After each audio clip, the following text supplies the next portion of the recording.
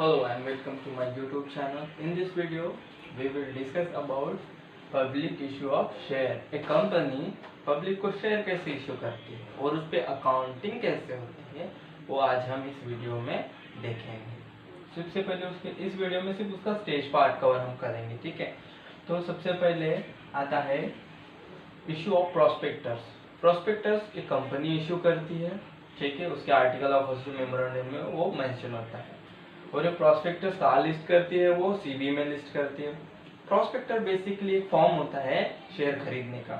उसमें क्या लिखा होता है, शेयर की वैल्यू, फेस वैल्यू लिखी होती है, इंफॉर्मेशन ऑफ कंपनी होती है, उस कंपनी की इंफॉर्मेशन होती है, ठीक है। जो भी खरीदेगा पब्लिक में से उसको ये प्रोस्पेक्टस खरीदना पड़ेगा। प्रोस्पेक्टस खरीदने के बाद उसमें एक फॉर्म निकलेगा, उस फॉर्म को आपको फिलअप करना पड़ेगा। फॉर्म फिलअप करने के बाद आप उसको क्या करोगे, फॉर्म के साथ आपको क्या करना पड़ता है, एप्लीकेशन मनी पेड करना पड़ता है, ठीक है।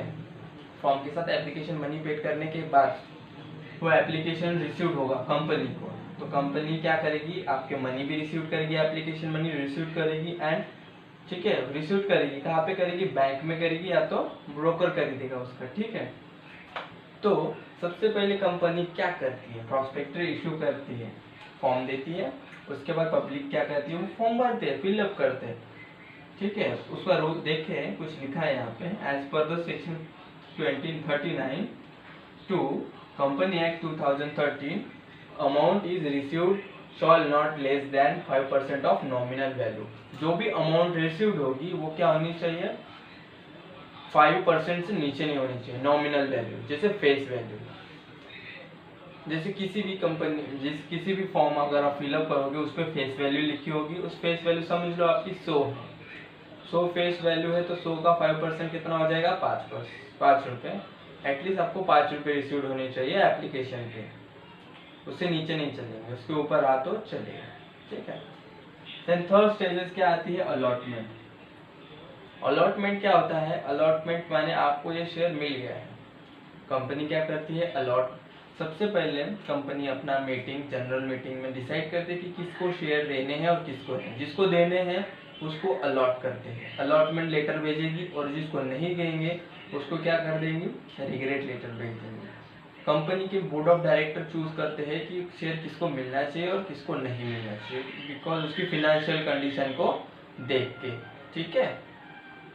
तो उसमें क्या गया है, as per the section 39(1) company act allotment set. Company act 2013 section 39(1) में क्या कहते हैं कि अलॉटमेंट, ठीक है ना। अलॉटमेंट क्या है, इस kind of subscription shawl made and received.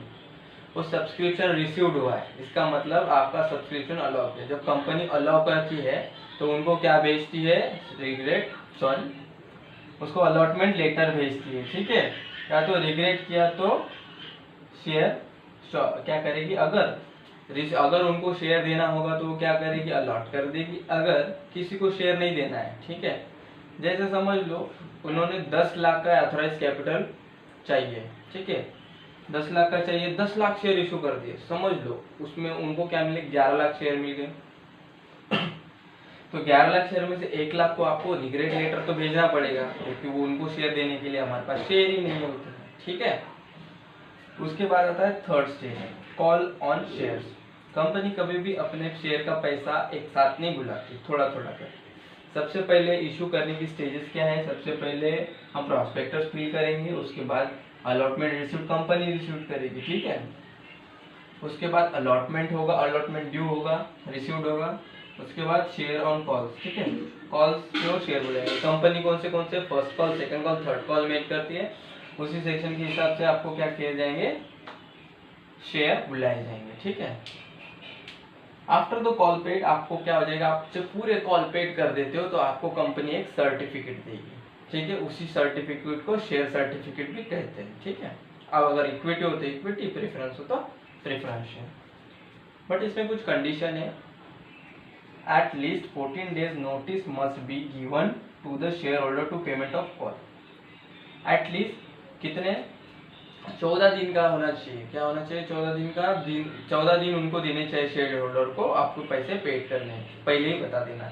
नहीं तो आज हमने क्या कह दिया, कंपनी लेटर भेज देगी, चलो भाई 2 दिन में हमको क्या दो, पैसा दो, तो वैसा नहीं होता है। कंपनी को कम से कम उसको 14 दिन का नोटिस देना पड़ता है।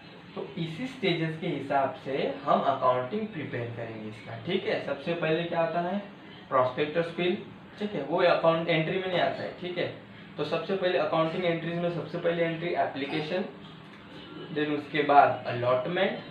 अलॉटमेंट में 2 हो सकते हैं, रिग्रेट हो सकता है या तो अलॉटमेंट ड्यू हो सकता है। उसके बाद first call, second call, third call, ये सब एंट्रीज होती है, ठीक है। तो एंट्री हम किस में करेंगे, अकाउंटिंग फॉर्म में करेंगे। ऑब्वियसली उसकी जनरल एंट्री भी होती है और लेजर पोस्टिंग भी होती है, ठीक है।